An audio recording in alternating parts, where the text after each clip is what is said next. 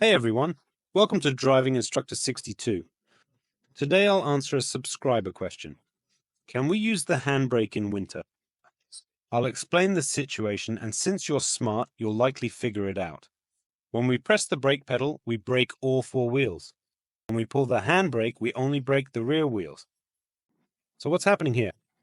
How does the braking work? Let's start with the wheel. The wheel sits on a disc, a flat round one. When you hit the brakes, you press this disc with brake pads on both sides. Now imagine there's a thaw, water gets in there, then a hard freeze at night, and you've pressed it all down. I think everyone can guess what'll happen. Of course it'll all freeze solid. Don't be shocked if you can't drive off in the morning. So, our answer to the question, can you use the handbrake in winter? But you need to watch the weather and ensure that before you engage the handbrake, the brake mechanisms are dry. You can't check this visually or by hand, but understand that if you have consistent freezing temperatures day and night, and you're only parking for a short time, a day or two, you can safely use the handbrake. Nothing will freeze, but if you encounter a thaw and drive through a deep puddle and it freezes at night, the puddles start to freeze, but not completely. Your heavy car's wheel sinks into a deep puddle, wetting the mechanisms.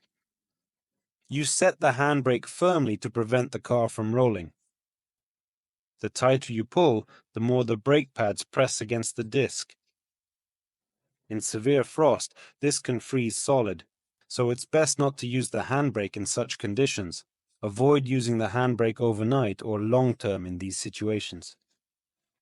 Instead, you should try to dry out these mechanisms. But how? When we press the brake, we are pressing the pads against the disc. If you do this frequently, even with wet mechanisms, the friction will dry them out. Of course, this assumes you're not driving through puddles, so avoid puddles, snow, and wet asphalt. Accelerate, brake, accelerate, brake. This will help. If you can, engage the handbrake overnight. However, if you're not drying the brakes and mechanisms, and there are temperature fluctuations above freezing during the day and below at night, it's better not to use the handbrake. In fact, don't use the handbrake at all if you're leaving the car for an extended period, like a month or 2 or 3. Why is that? Let me tell you about a case I had. Even with warm weather, things can go wrong.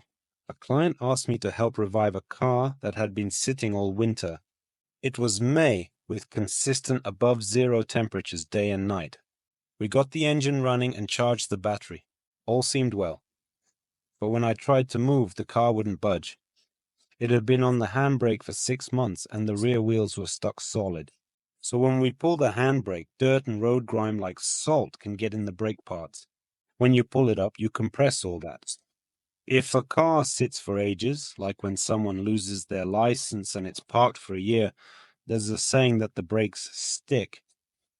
The pads can stick to the disc or drum, especially on rear wheels. This happens in some cars. So when parking long-term, no need for the handbrake. Even with temperature swings from plus to minus at night, skip the handbrake. Just dry the mechanisms if you can. Now you might wonder how to park safely. Say it's raining and it'll freeze overnight. If you've got an automatic, don't worry about the handbrake. Just leave it in P for park and you're all set. It won't roll away. For manual cars, leave it in gear, first or reverse.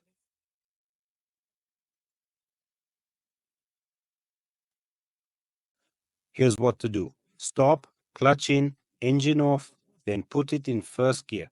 That's it. The engine mechanism disconnects from the wheels when we release the clutch and we connect them. You have a gear and correspondingly you have an engine. The engine mechanism won't let the wheels spin unless you are on a hill like this. So if you're on a flat surface or a minor incline, you can confidently leave your car in first gear. It won't roll away. However, if you're on a steep hill, it's better, of course, to be safe and put either anti-roll stops or a brick under the wheels, just in case. Because if it's a steep hill, even in first gear or reverse, it can still roll. The second question you may still have for this video to be standalone is what to do if we miss this concern and your mechanisms are stuck, say frozen. You'd realize this when you find that you can't, so your car won't move. You hit the gas, but the rear wheels just spin on asphalt, snow, or ice. What to do? First, try rocking it gently. Shift a bit forward, then back, forward, back. Use first gear, then reverse. If that works, don't floor it. I wouldn't recommend it. Why? If everything's frozen solid, gunning it might break your brakes. That's costly to fix. Expensive repairs and all that. So what's the solution? Well, here's the deal. You'll need to call for help. Your options are to wait for spring, wait for a thaw, or wait for warmer temps.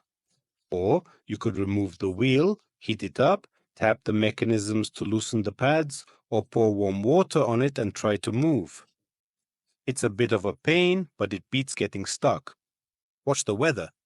If it's freezing, dry the mechanisms or play it safe.